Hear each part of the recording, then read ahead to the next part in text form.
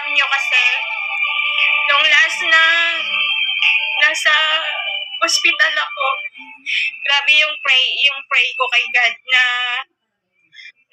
sana makapiling ko pa yung pamilya ko ng Pasko at New Year. Siyempre, binigyan tayo ulit ni Lord ng pagkakataon. Looking for a Kaya, thank you so much po. is your best choice. Thank you so much, number one, kay Lord, siyempre. Kaya naiiyak ako, guys. Kasi akala ko ng time na yun, guys, hindi na ako aabot ng Pasko at New Year. Ang galing-galing talaga ni Lord. Kaya, ayan.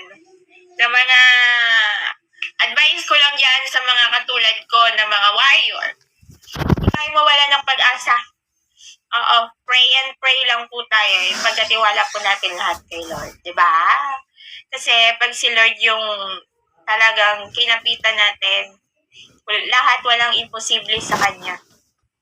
Yan.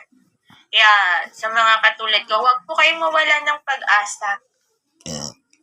Hanggat binibigyan tayo ni Lord ng buhay at gumigising tayo tuwing umaga, papasalamat natin sa Kanya yan. At syempre, sa mga pamilya na katulad ko, katulad namin, na grabe yung struggle. Kasi yung 2024 is super ako dun, guys. Super grabe yung pinagdaanan namin dun. Kaya, tears of joy, guys. At syempre, sa lahat ng nalagpasan natin.